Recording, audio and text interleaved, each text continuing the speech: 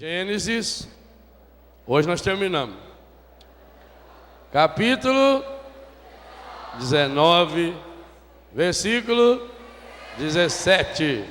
Terceira ordem de Deus. Vamos reler inteiro hoje. Salva-te se queres conservar a tua vida. Não olhes para trás. Não te detenhas em parte alguma da planície. E a ordem de hoje? Mas foge para a montanha, vírgula, senão perecerás. Mas foges para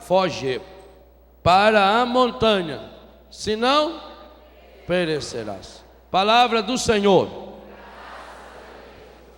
Essa palavra, essa terceira ordem, ela é de modo muito especial no dia de hoje, dia consagrado à Sagrada Família, em que nós já começamos esse dia rezando a partir do Salmo da Família, ouvindo a exortação e a oração feita pelo Padre Jonas, e agora retomamos o nosso texto de ontem. Que coisa interessante, ontem eu já salientei isso quando lia o texto. Se nós compararmos as duas grandes destruições que a Bíblia mostra no Antigo Testamento, tanto esse contexto de Sodoma e Gomorra, Gênesis capítulo 19, como a destruição da terra, Gênesis capítulo 7, capítulo 8, quando veio o dilúvio. Parei um pouquinho que tem gente falando ainda, a gente não quer atrapalhar o diálogo de ninguém.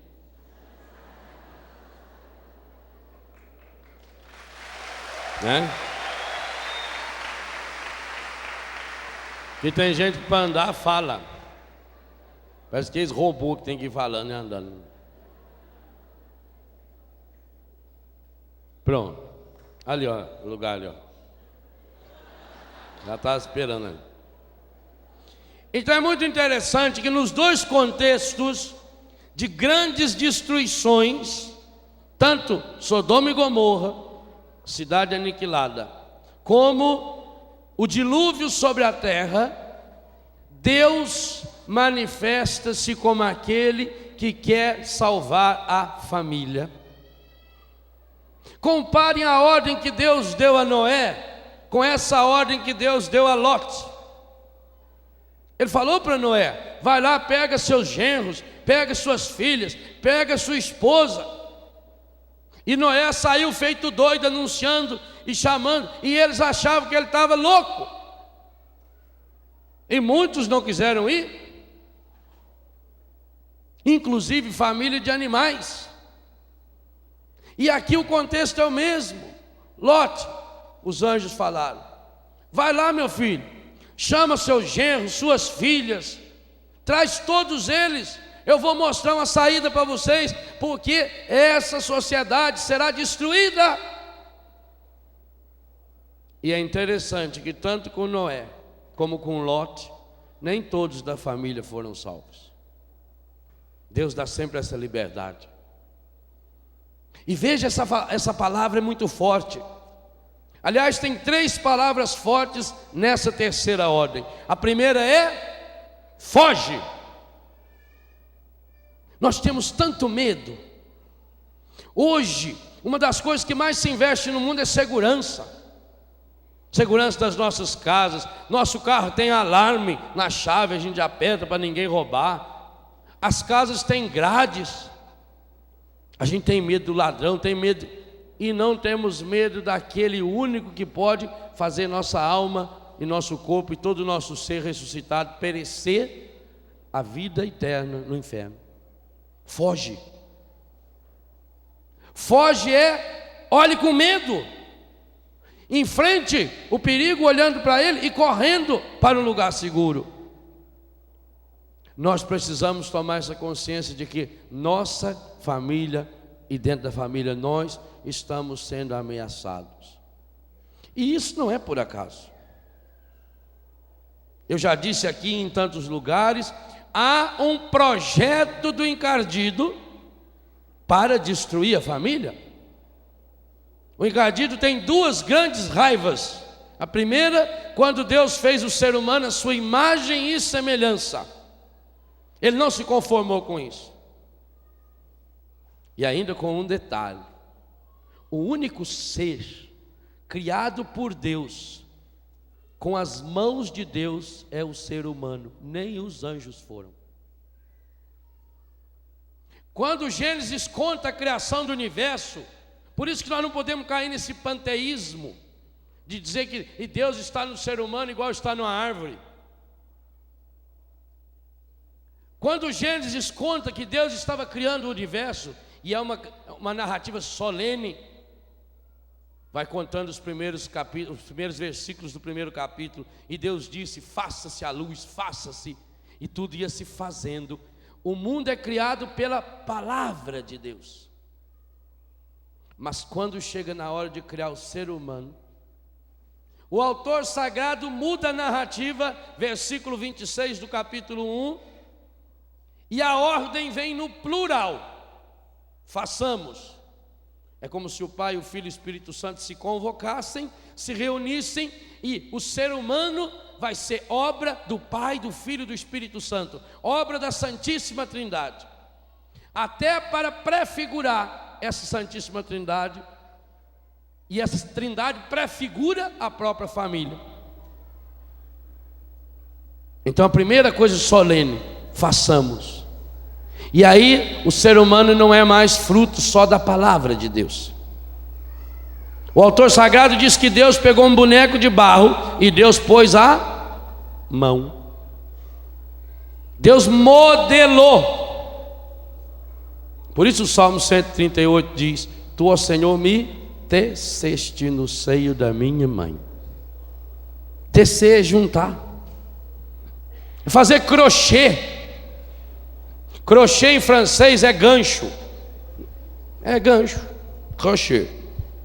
Por isso que a agulha de crochê tem um ganchinho na ponta. Você vai fazendo assim, e vai cortando o dedo, arrancando o pedaço do dedo. Deus nos teceu, fio por fio.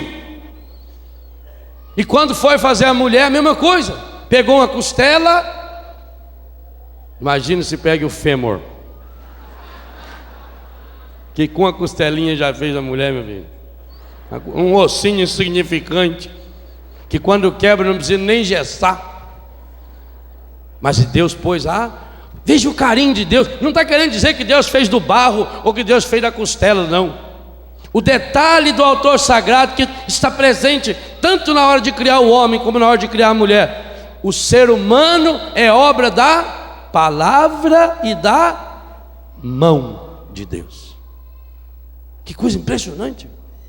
Deus pôs a mão. Deus nos modelou. Tem gente que diz: eu não pedi para nascer. Ia pedir que jeito, Anta? Porque não existia. O que não existe vai falar o quê? O ser humano é obra-prima. Por isso que a mão humana é o órgão mais perfeito do nosso corpo. Não existe nenhuma máquina no mundo capaz de reproduzir a mão humana. A mão tem 54 movimentos diferentes.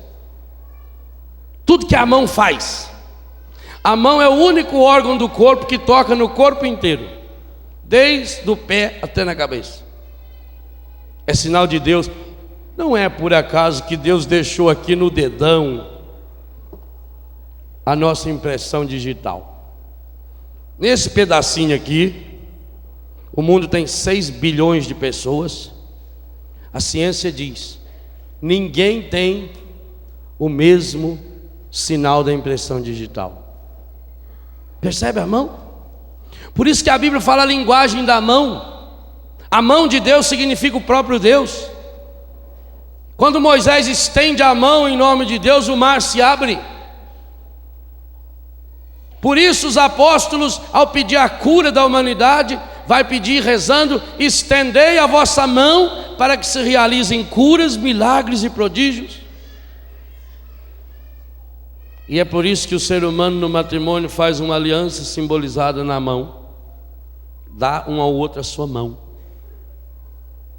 A mão é a perfeição, é sinal desse Deus. Então o demônio tem uma raiva medonha do ser humano, porque o ser humano foi criado pela mão de Deus. E como ele tem essa raiva, o que ele faz? Ele tenta destruir, ele tenta estragar, ele tenta deformar. Por isso que o pecado deixa a gente feio. O dia que você olha no espelho e não se sente bonito e bonito, meu filho, pode saber, peso de consciência, vai se confessar. Por isso que eu tenho dó de gente feia. A pessoa, quando está no pecado, ela está azeda, ela está amarga, e aí fica inventando culpados. Eu estou assim porque fulano falou isso. Eu estou assim porque fulano fez isso para mim. Não achem culpados. Jesus mesmo já falou isso. Jesus diz: vocês são igual criança que toca e não dança.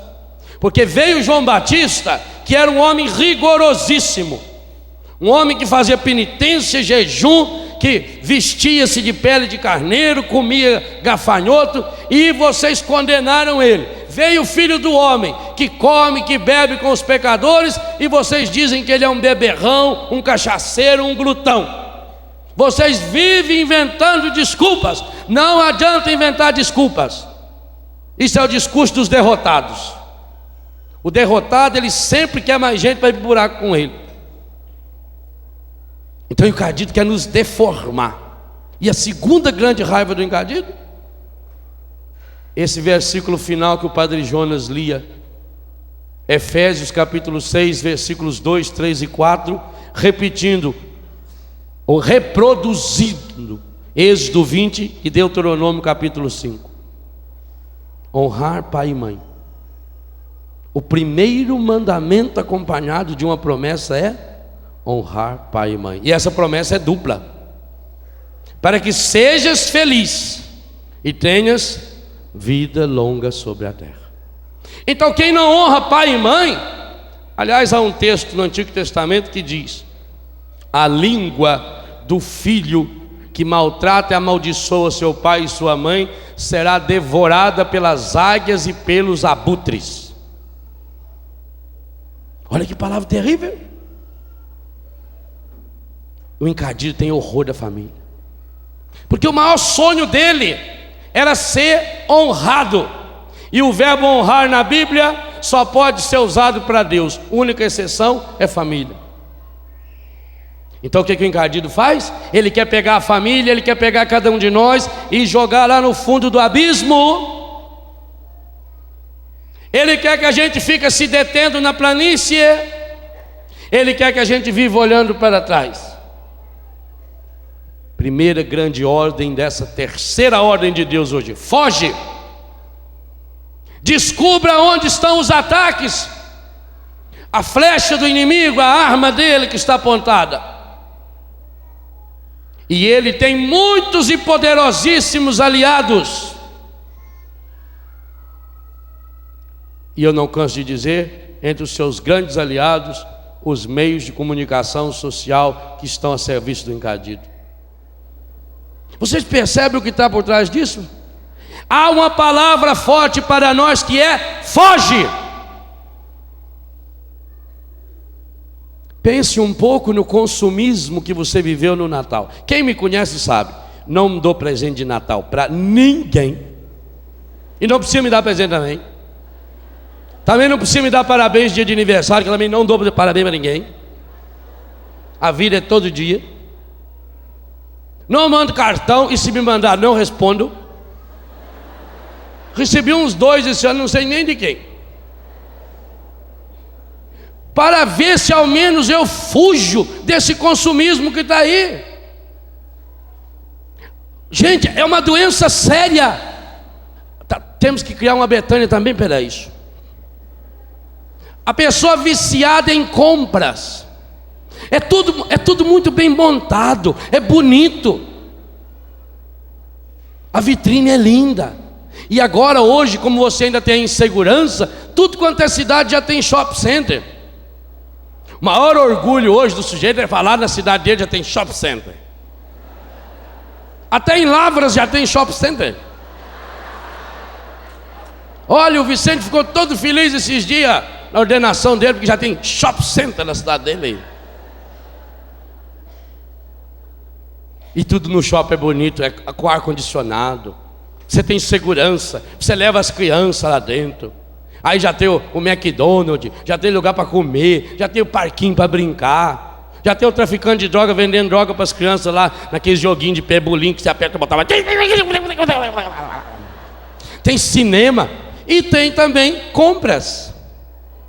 E tudo funciona, que é uma maravilha. Você não precisa ter um horário especial, porque aquilo vai até 10 horas da noite, 11 horas da noite, meia-noite. Meia-noite você tá aberto o shopping, domingo está aberto o shopping, você vai e olha na vitrine e você já fica se imaginando dentro daquela roupa. E nunca mais você vai ter sossego e felicidade. Você nunca mais vai estar feliz com a roupa que tem, você já quer comprar outra. É uma coisa tão besta, mas tão besta, que esses dias eu fui comprar uma roupa e vi uma calça de 100 e tantos reais, tudo rasgada. E eu comecei a rir. Eu perguntei para a moça se era enfeite. Ela disse, não, isso é a moda. Mas compra nova já sendo velha. E por que não rasga uma velha? Ah, não, mas aí não pode. O charme é comprar nova sendo velha. Gente, como é que o encardido pode fazer a gente ser tão anta? Não me conformo com isso. Deixa de ser besta.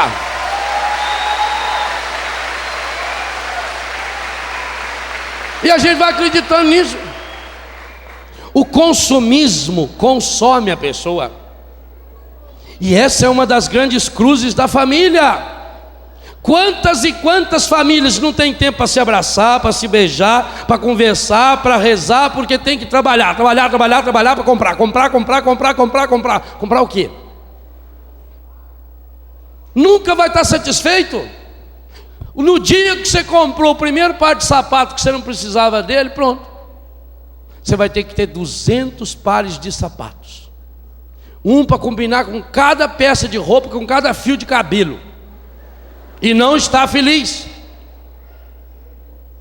E aí entra ano, sai ano, joga tudo fora, porque eles já estão pensando na moda do outro ano, e na moda do outro ano, e na moda do outro ano, e eu vou me consumindo. E isso não é só com a roupa, não, é com a televisão. Agora tem a televisão, tela plana, tela reta, tela torta, tela fina, tela não sei do que.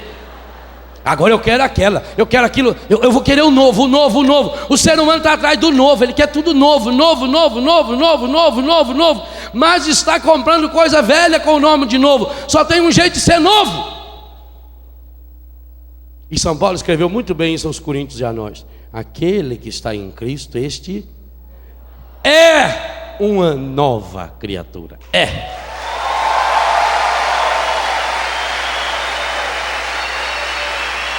Não é essa a visão do Apocalipse que nós cantávamos há pouco? Capítulo 21 do Apocalipse, versículo 1 a 5. Esse novo céu e essa nova terra, aonde não haverá choro, aonde não haverá esse ranger de dentes, essa tristeza, essa angústia, porque eis que faço novas todas as coisas. Mas se nós estamos presos à planície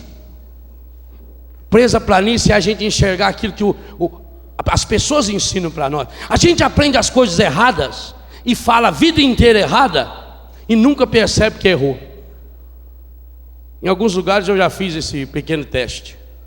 Vocês sabem poesia. Eu vou falar a primeira frase da poesia, vocês completam a poesia. Ela é muito profunda. Talvez muitos não se lembrarão, mas a maioria vai se lembrar. Batatinha. Eu vou falar a primeira frase, não pode rir, é sério. Batatinha quando nasce faz o quê? Quando ela nasce, faz o quê? Esparrama. Se esparrama. Vocês já viram uma plantação de batata? Se o dia que a batata se esparramasse pelo chão, ela não nasceria. A batata é um tubérculo que dá embaixo da terra, e normalmente dá de montinho ainda. Batatinha, quando nasce, se esparrama pelo chão. Aonde você já viu isso? Se ela se esparramar pelo chão, ela apodrece. O certo é batatinha, quando nasce, espalha ramas pelo chão. É a rama que se espalha. Esse pequeno versinho faz a gente se conscientizar de uma coisa: que a gente vira uma máquina que faz o que os outros mandam a gente fazer, e a gente não para pensar. Que a gente é igual um cachorrinho treinado. Cachorrinho, levanta a mãozinha, balança o rabinho, senta, finge de morto,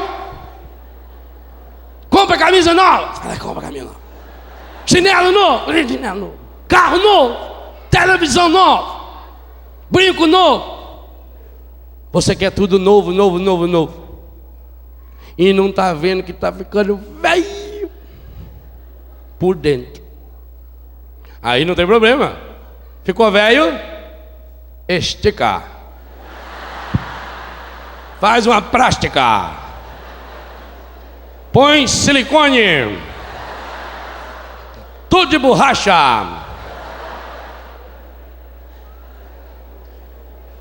O encardido, gente, ele tem uma paciência medonha.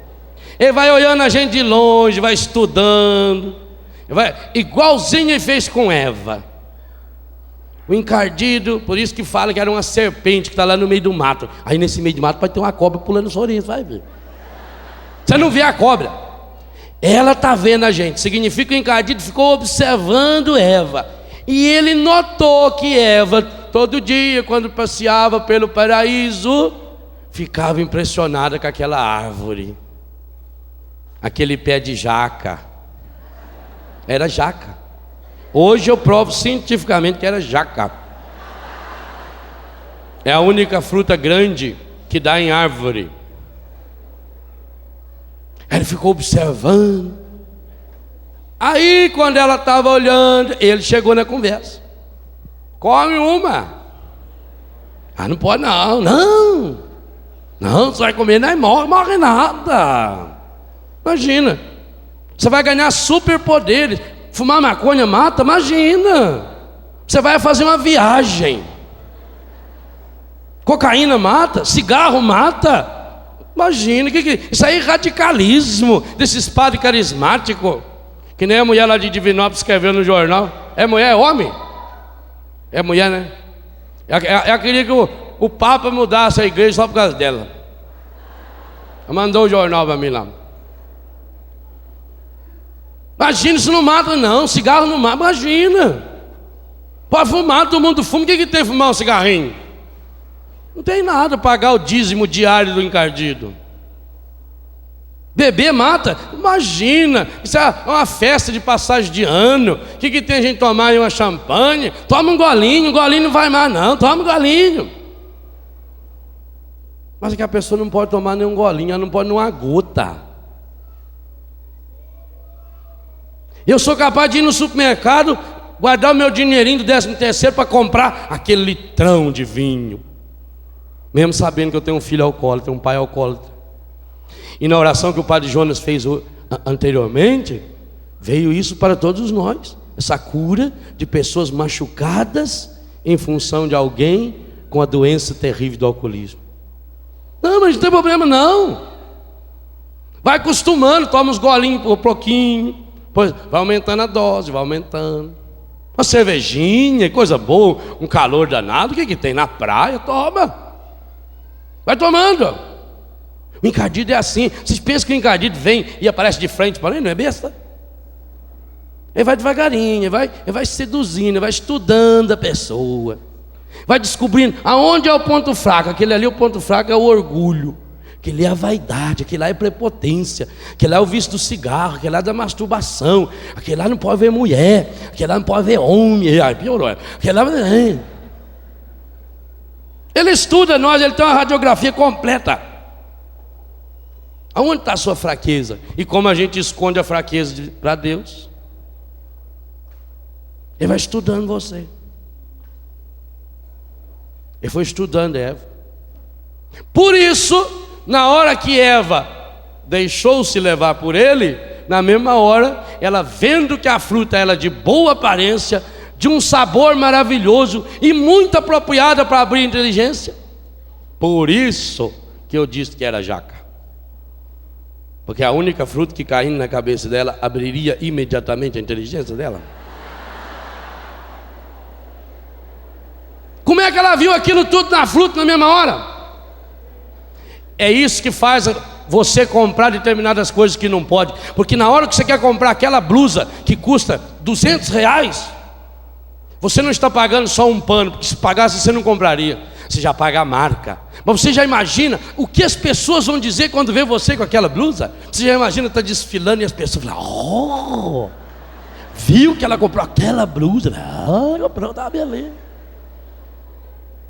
Você já compra o que as pessoas falam. Você já está pagando para ser amado. Você está achando que comprando aquela blusa, ou aquela calça, ou aquela camisa, ou aquele carro, as pessoas vão gostar mais de você. Porque rico pensa que pode comprar tudo. Compra-se sexo, mas não se compra amor.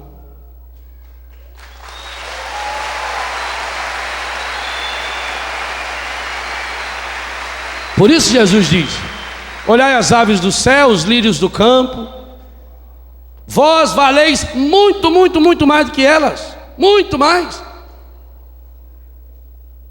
Por que eu vou ficar preocupado com o que eu vou comer, com o que eu vou vestir?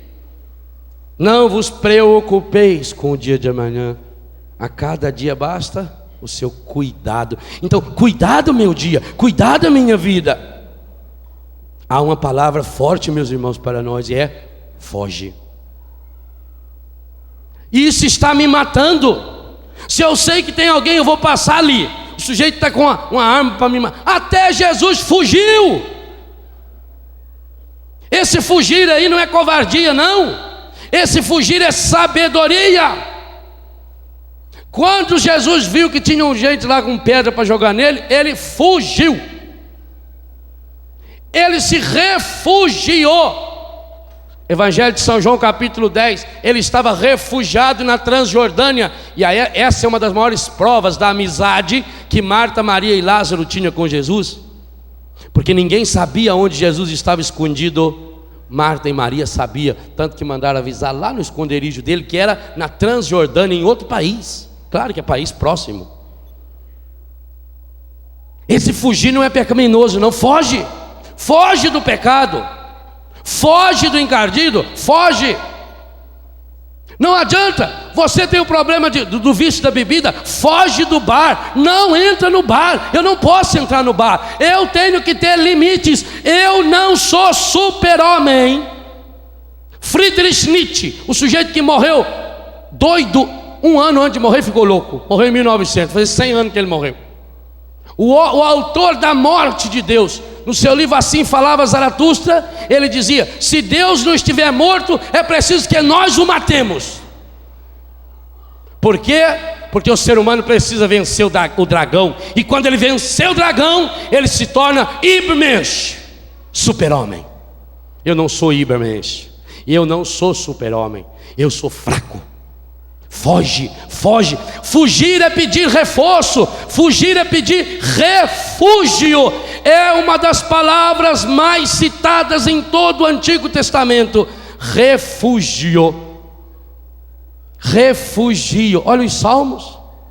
Junto de ti, ó Senhor, me refugio. Eu me escondo em ti, Senhor. O Senhor me protege. Salmo 90.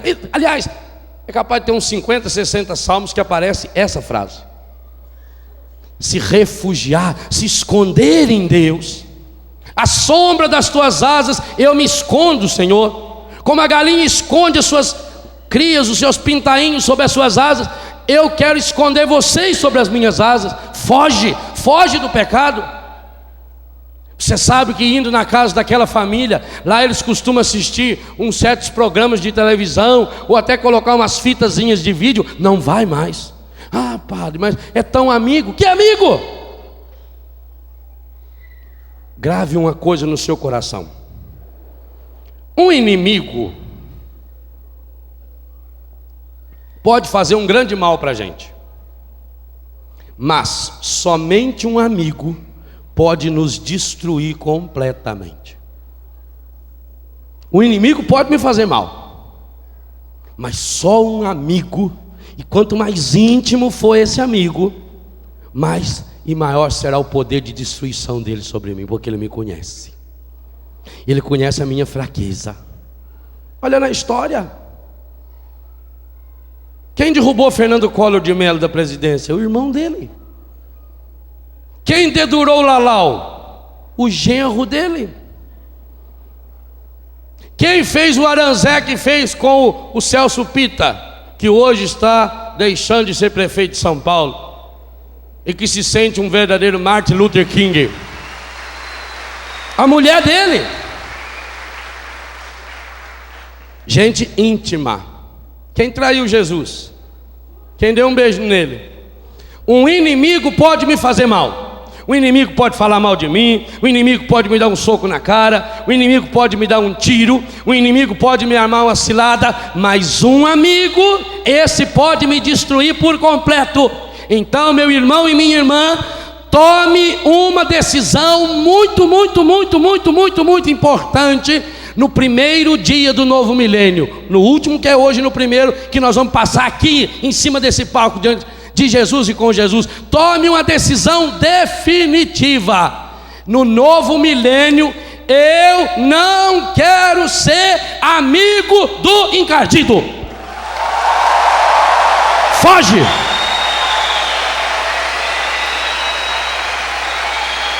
Porque ele é um amigo terrível. E tem gente que é tão amiga, mas tão amiga dele, que mantém segredos com ele. O pecado é uma nota promissória que a gente assina em branco e entrega na mão do encardido. Ele é o acusador que dia e noite está lá. Por que o vírus da AIDS, o HIV, embora não seja ele que causa a AIDS, mas depois que está instalado no organismo, por que será que o HIV faz o mal terrível que faz? Porque ele se finge de amigo. O HIV, o vírus humano, H é de humano, V é de vírus e I é de imunológico. Então o vírus que ataca a nossa capacidade de defesa, HIV em inglês. Vírus que ataca a imunidade humana. O HIV, ele entra no organismo e se disfarça de amigo. E ele começa a namorar os nossos exércitos de defesa. Ele não ataca o corpo da pessoa. Ele se aloja. Ele faz parte, ele começa a fazer parte do seu próprio sangue. Ele vai ficando colega dos glóbulos brancos. Os glóbulos brancos são aquele exército que, quando vem um veneno no nosso corpo, imediatamente ele corre para expulsar. Então o pernilongo vem, pica a gente, os glóbulos brancos vão lá, já empurram o veneninho dele, por isso que coça. Uma abelha, um pouco mais de veneno, incha. Se tem uma infecção no corpo, os glóbulos brancos, eles fazem um papel de defesa, mas de uma defesa maravilhosa, porque eles são capazes de morrer para nos salvar. Eles vão se juntando, formando um exército. Um vai grudando no outro e vão empurrando. Por isso que a dor, muitas vezes, você sente ela latejar. Faz... Não tem essa sensação na dor? E eles estão empurrando. E sai o pus. O que é o pus? É a infecção, mas também os glóbulos brancos. Eles morrem para nos dar vida. Aí eles vão lá e defendem. O cérebro avisa: olha, tem lá uma inflamação no pé. Eles correm lá, vão empurrar o pé.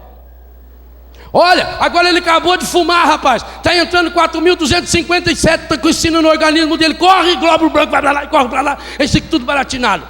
Tem gente que os glóbulos estão tudo doidos já. Porque o sujeito bebe, o sujeito fuma, o sujeito não dorme direito, o sujeito come tudo que não presta. Por exemplo, uma carne mal passada, 72 horas para ser eliminada do organismo. Está lá os glóbulos brancos querendo empurrar. Vai embora, toxina. Por isso que a senhora, quando ficou grávida, passava mal de vez em quando. Por que a mulher grávida passa mal? É o sistema de defesa, principalmente por causa do cheiro da carne. O feto, o bebê, sabe que aquele cheiro tem um produto na carne que para ele é tóxico. Então ele não quer que a mãe coma, aquilo vai fazer mal para ele. Por isso que cheiro de cigarro, cheiro de bebida, cheiro de carne, a mulher passa mal. Isso aí é uma coisa muito sábia de Deus. É Deus que está fazendo lá. O passar mal da mulher, é Deus que enquanto está fazendo, ele dá uma olhada, vê que está vindo coisa, sobe lá, a mulher passa mal. É Deus. Ele está empurrando para fora, sai. Vai embora, Ricardinho. O nosso corpo é fabuloso. O vírus da AIDS entra e fica colega. Começa a namorar o glóbulo. Aí vem lá o veneno. O glóbulo acha que é colega. Tudo amigo, tudo colega. Lá. Um sapinho mata. Um resfriado mata. Porque a imunidade está baixa. Nós precisamos reforçar a imunidade da pessoa através de uma alimentação. Por isso que lá em Betânia tem um sistema de vida. Tudo certinho, horário para levantar, horário para comer, horário para dormir. Para que o meu organismo se adapte. E ele tenha força para expulsar. Por isso que lá em Betânia nós temos alguns casos de pessoas que vieram lá contaminados com o vírus da AIDS. Aliás, tem vários que têm o vírus da AIDS lá. Veio lá com a imunidade lá embaixo e hoje está lá em cima. Alguns até os médicos nem conseguem explicar como. Aliás, não vão saber explicar uma monteira de coisa mesmo. Porque quando entrou Jesus na história, meu filho, muda tudo. Tudo quanto é tecnologia, tudo quanto é explicação, vai para água abaixo. O vírus então fica meu amigo. Ele é amigo do meu corpo. E eu começo a receber tudo como amigo. Há um vírus espiritual que devia te chamar de certo HIV. É um vírus humano, mas do coração humano, da alma humana. Esse é o vírus do pecado, que sempre se apresenta como amigo. E depois que você começou num pecado, o pecado ele vai se alastrando. A pessoa não se contenta com um pecado só. Olha a história maravilhosa de Davi, o homem de Deus. Mas olha o que o pecado fez com ele. O homem tinha mais de 700 mulheres. E tudo Deus que tinha dado. É, meu filho. Por isso que depois deles os padres tudo sorteiro. Davi, Salomão, aquele povo já gastou a cota toda. Enquanto não repor a cota, vai ficar assim, né? 700, e também é um sinal para ver que não é o fato de ter ou não ter uma pessoa. Mas quando ele viu a Betsabé tomando banho, ficou olhando para Betsabé, mulherão. Ele era rei, chamou, vai lá, traz aquela senhora lá, vou dar uma chamada de atenção nela. Você viu tomar banho pelado lá, não pode não. Fez igual e o guarda. A moça chegou lá, olhou, não tinha ninguém, tinha um lago bonito. Ela começou a tirar a roupa. Quando ela estava pelada para entrar na água, o guarda apareceu de trás da água. Falou, moça, não pode nadar aí não. E por que o senhor não avisou antes? Porque não tem lei nenhuma de tirar a roupa, pode tirar, não tem problema não. Se for bonito, se for feio, vai mostrar a língua aí. Ó. Quando Davi viu aquela moça, ele ficou doido.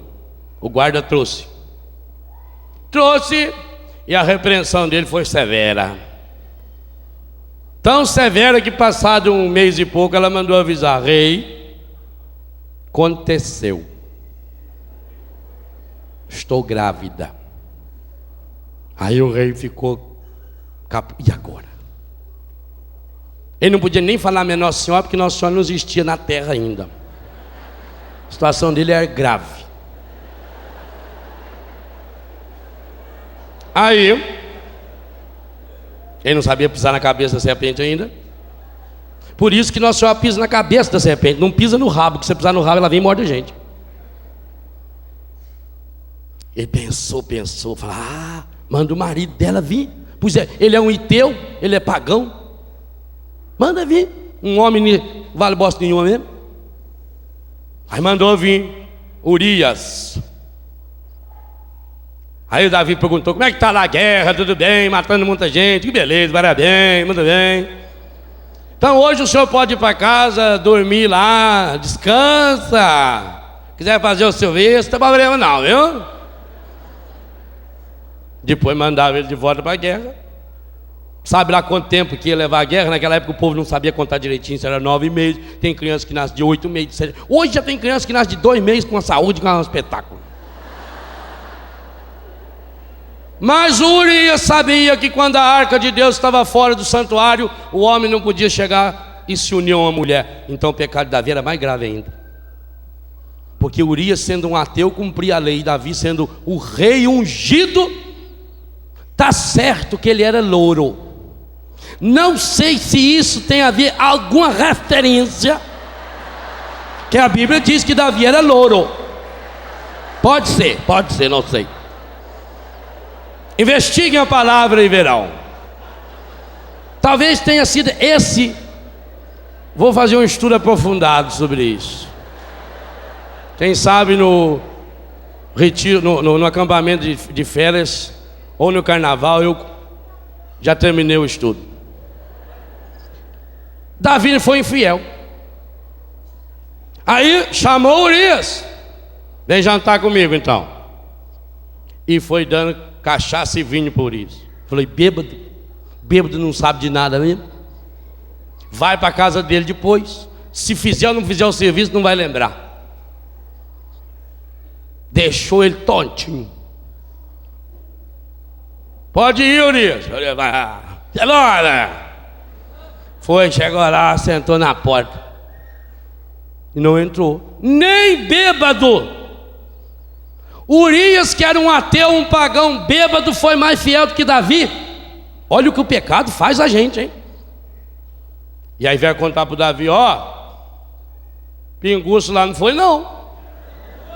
Não foi? Então não tem jeito, meu filho. Escreveu uma carta para o chefe do combate. Põe Urias na primeira fila. Primeira pedrada, porque aí ele morre. Ninguém vai saber se ele foi, se não foi, se ele fez o serviço, se ele não fez o serviço. Deu a carta para ele e ele levou a carta. Diz que se fosse certas pessoas não morria de jeito nenhum, porque ia ler a carta no caminho para ver o que era. Urias era um ateu pagão sem vergonha para os olhos do mundo, mas fiel ao rei que tinha usado e abusado da mulher dele. Entregou a carta e morreu. Aí o Davi, olha o pecado vai aumentando, tá vendo? Primeiro foi o olhar, depois o mandar buscar, usou o poder. Terceiro, o serviço. Quarto, a mentira, manda ele vir. Quinto, engana o outro. Davi passou o dia inteiro articulando. O pecado faz você ficar... quando você é amigo do encardido, é terrível por isso.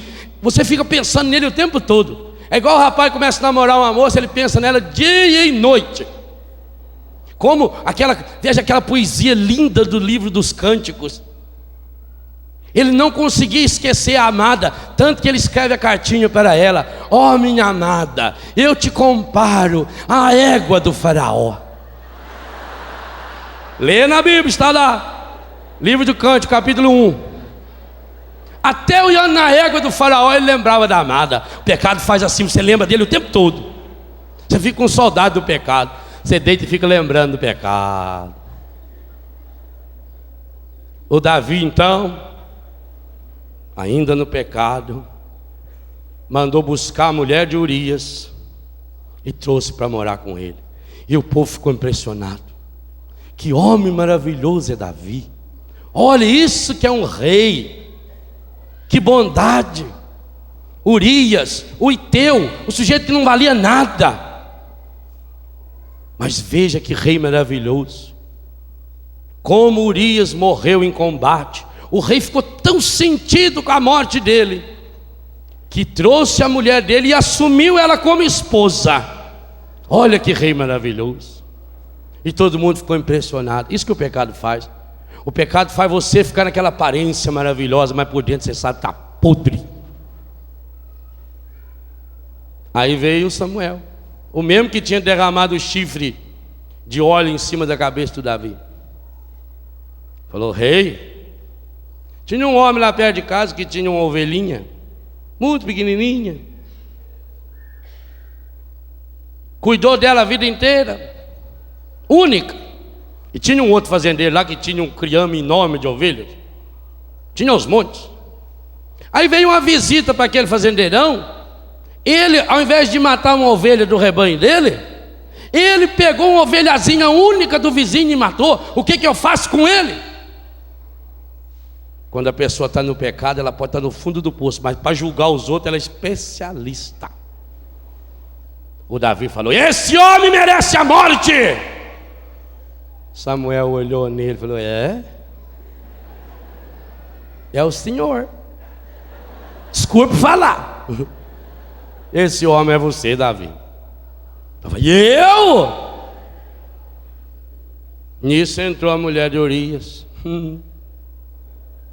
Percebe, gente? Mas graças a Deus que Davi teve o profeta que veio até ele, e ele dobrou o joelho no chão naquela hora e reconheceu: tende piedade de mim, ó meu Deus, misericórdia. E ele fez o Salmo 50. Pequei, Senhor, misericórdia. Meu irmão, minha irmã, o encardido está tentando dar um bote em cada um de nós, na nossa família, na sua vida. E ele usa para isso muitos mecanismos. Foge, mas não foge para um lugar qualquer. Foge para a montanha. O ser humano é chamado a sair do problema, não para o buraco, não para a depressão. O ser humano é chamado a sair para cima. Colossenses capítulo 3, versículo 1: ressuscitados com Cristo, buscai as coisas do alto. Vossa vida está escondida com Cristo em Deus, lá em cima. E é fabuloso na Bíblia. Não tem na Bíblia nenhum grande homem de Deus que tenha se tornado um verdadeiro homem de Deus se ele não fez primeiro a experiência da montanha. Noé encontra a salvação no monte Ararat, é onde para a sua arca. A montanha foi salvação de Deus para Noé. Quando Deus precisou curar o coração de Abraão, o Abraão que era o homem de Deus, mas que tinha sido um homem muito safado, porque deixou-se levar pela sua esposa e pegou a mulher que ele usou e o filho e deixou morrer no deserto. Quando Deus precisou curar o coração dele, Deus manda que ele sobe a montanha com o seu filho para oferecer um sacrifício. Montanha do Javé-Iré. Deus providencia. Quando Moisés teve a coragem de ir além do deserto e subiu a montanha Horebe, lá ele viu a sarça ardente. Lá ele tirou o chinelo do pé e fez a experiência de Deus. Foi subindo a montanha do Sinai que Deus lhe revelou a palavra. Elias, quando estava lá passando aquela dificuldade toda, 450 soldados de Baal que queriam matá-lo, e ele subiu a montanha e fez silêncio na montanha, e na brisa suave da montanha ele encontrou o Senhor. É por isso que Jesus amou tanto a montanha. Por isso que a vida de Jesus é marcada por pelo menos 5 grandes montanhas. A montanha em Jericó, onde ele foi tentado. O monte das bem-aventuranças, aonde ele nos fez o grande discurso da felicidade. O Tabor, o seu monte de oração, o seu monte de transfiguração. O Calvário, o monte aonde ele teve a coragem de nos dar a vida, o Monte das Oliveiras, aonde ele foi preso. E para chegar a Betânia ele sempre cruzava o monte. O ser humano nasceu para ir para cima, não para baixo. Por isso São Lucas diz no capítulo 6, versículo 12, algo que vai acontecer conosco hoje. Jesus, Lucas capítulo 6, versículo 12, Jesus retirou-se para a montanha e passou ali a noite inteira em oração a Deus. Lucas 6, 12. Hoje também nós viemos a essa montanha maravilhosa da cachoeira, a essa montanha da canção nova, aonde nós queremos deixar-se na força do Espírito Santo as canções velhas que nos fazem amigos do encardido, e passar aqui nesse monte, nessa montanha, a noite inteira em oração. Hoje queremos ser como Jesus, como Moisés, como Abraão, como Noé, como Elias. É para isso que nós nascemos, é para esse monte de Deus. Hoje nós queremos fazer a experiência desse monte de Deus acontecendo em nossa vida. Não olhe para baixo, fuja para a montanha, senão perecerás. Sim, Senhor, o Senhor conhece a minha história, a minha família, a minha vida. Tu sabes, Senhor, que muitas e muitas vezes eu estou mergulhado no pecado, eu estou atolado até o pescoço de pecado, Senhor. Mas eu vim para essa montanha, Senhor. Não foi fácil chegar a essa montanha, mas aqui eu estou percebendo, Senhor, que o Senhor está me chamando para coisas grandes, para o alto. Eu tenho buscado a minha felicidade, Senhor, na planície, nas coisas, em ter muitas coisas, em ser mais do que os outros, Senhor. Eu busco a planície, e dentro da planície eu busco ser mais do que os outros, e para isso muitas vezes eu piso nos outros. E por mais, Senhor, que eu cresça com o dinheiro que eu tenho, com a fama, com o poder que eu tenho, por mais alto que eu consiga subir, Senhor, eu não passo de um Zaqueu que, não tendo montanha, subiu naquela árvore, tentando ficar acima dos outros para ver se via Jesus. E Jesus mandou que ele descesse para poder dizer: hoje a salvação entrou na sua casa. Eu vim, Senhor. O Senhor sabe as dificuldades que eu passei para chegar até aqui, as dificuldades que eu vivi ao longo desse ano 2000, e hoje, no último dia desse ano, o Senhor me convida a pertencer a essa sagrada família e a crescer. Sim, Jesus, a palavra nos revela que o Senhor era obediente a Maria e a José, e que por isso crescia em idade, sabedoria e graça. Eu já cresci em idade, Senhor, mas infelizmente eu reduzi muito em graça e em sabedoria. Quantas e quantas vezes, Senhor, no campo da graça eu estou vivendo na desgraça, no buraco, no vazio do pecado. Quantas e quantas vezes, Senhor, no campo da sabedoria, a única sabedoria que eu sei é a sabedoria humana, eu faço aquilo que o mundo manda que eu faça. Eu vivo obedecendo o encardido, Senhor, todos os dias.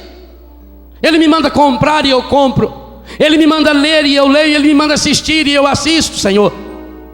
E eu vou recitando a batatinha quando nasce do encardido o tempo todo. E é por isso que eu estou nesse buraco, que a minha família está nesse buraco, Senhor, de angústia, de briga, de depressão, de drogas, de infidelidade, de adultério, Senhor, de doenças. Eu já perdi a minha capacidade de defesa, Senhor, não só porque eu estou com esse vírus do HIV no meu corpo, mas, Senhor, eu estou percebendo que eu tenho um vírus muito pior do que da AIDS, muito pior do que o HIV. Eu tenho esse vírus no meu coração, Senhor, que vai fazendo com que eu perca a minha capacidade de defesa, Senhor. E eu acho que eu sou valente, porque o encardido ele sopra no meu ouvido que eu sou um super-homem, um Ibermensch, uma super-mulher, e eu não sou nada, Senhor, nada. Mas eu quero ser mais do que os outros, Senhor. E porque eu não sou nada, porque eu não tenho nada dentro de mim, eu preciso estar buscando ter muitas coisas fora de mim. É assim, Senhor. Quem é vazio demais por dentro precisa ter muita coisa por fora. Quem não tem nada a dizer precisa berrar, precisa gritar, precisa humilhar os outros, Senhor. Mas eu não quero começar assim esse novo milênio. Eu não quero começar só com roupa nova, com carro novo, com casa nova, Senhor. Eu quero ser um homem novo. Eu quero ser uma mulher nova, renovado, restaurado, regenerado pelo Teu Espírito, Senhor.